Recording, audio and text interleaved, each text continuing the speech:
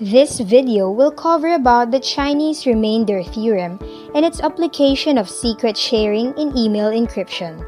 But before we proceed to its real-life application, let us first discuss what Chinese remainder theorem is. Chinese remainder theorem is a theorem which gives a unique solution to simultaneous linear congruences with coprime moduli. In number theory, there are concepts that are needed and will be used prior to perform the Chinese remainder theorem, one of which is the concept of relatively prime numbers. Relatively prime numbers are integers that do not have common factor other than 1, which means that 1 is their greatest common divisor. For example, the set 10, 7, and 3 is considered as a relatively prime number because other than 1, they do not share any common divisor. Another concept that is surely needed in the Chinese remainder theorem is the usage of the modulo operation. It is a way to determine the remainder of a division operation. Modulo operation returns the whole number remainder instead of returning the result of the division. A mod C is the representation on how modulo operation is used. For example, 10 mod 1 equals 0. 10 divided by 1 equal to 10, which means that there is no remainder. That is why 0 is the answer for this modulo operation.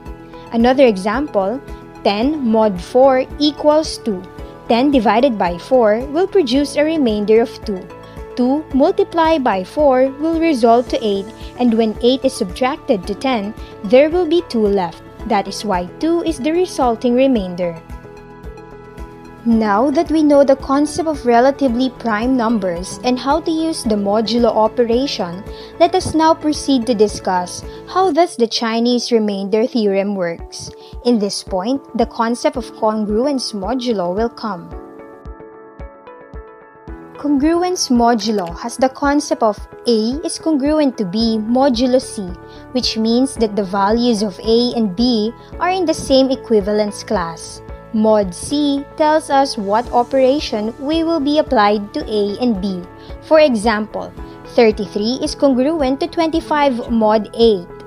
33 and 25 are two numbers that are relatively prime with each other because 1 is their only greatest common divisor.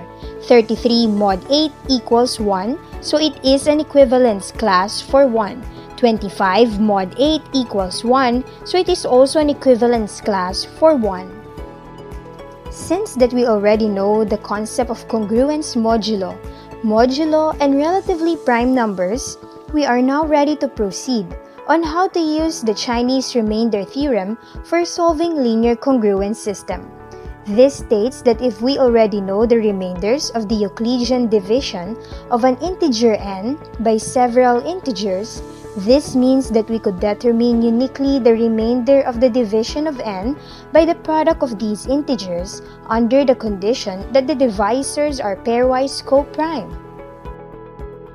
Now that we know the concept of Chinese remainder theorem in number theory, let us now relate on how we could use it in the application of secret sharing in email encryption.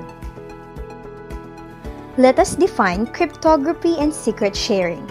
Cryptography is the study of information concealment and verification through the use of mathematics to encrypt information into ciphertext in such a way that only authorized persons know how to decrypt it back to plain text.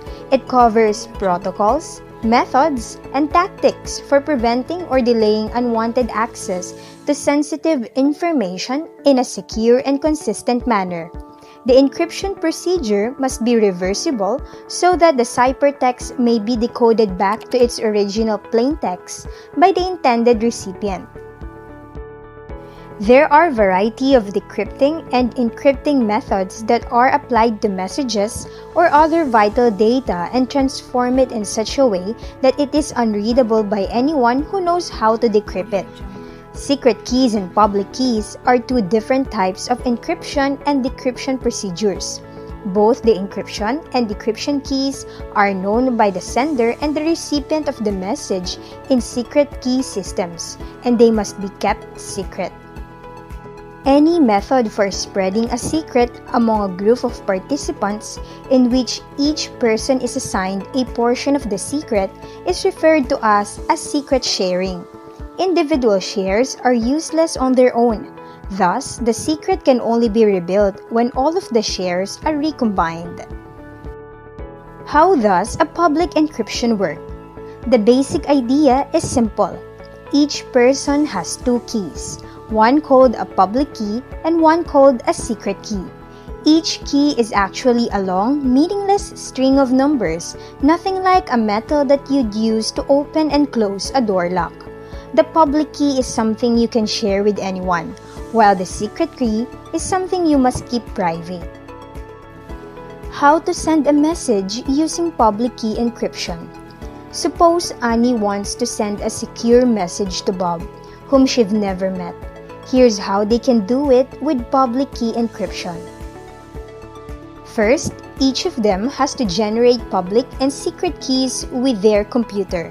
They need to do it only once. After they've generated a public and secret key pair, they can use it to communicate with any number of different people. Next, they swap their public keys. They keep their secret keys to themselves and never share them with anyone else. They can send their public keys to whoever they wish. It's okay even to publish your public keys on your website or attach it to your emails. To send Bob a message, Annie uses Bob's public key to encrypt her words. The encrypted message is complete gibberish and it doesn't matter who sees it. When Bob receives the message, he uses his secret key to decrypt it, to turn it back into a message he can read. If he wants to reply securely to Annie, he simply runs the process in reverse. He uses Annie's public key to encrypt his message, and Annie will use her secret key to decrypt it. Bob and Annie can also use their keys to prove messages they send really come from them by adding what's called a digital signature. Bob can add a digital signature to his emails using his secret key. When Annie receives a signed message from someone claiming to be Bob, she can use his public key to prove that the message really did come from him. Now you know. Thank you for watching.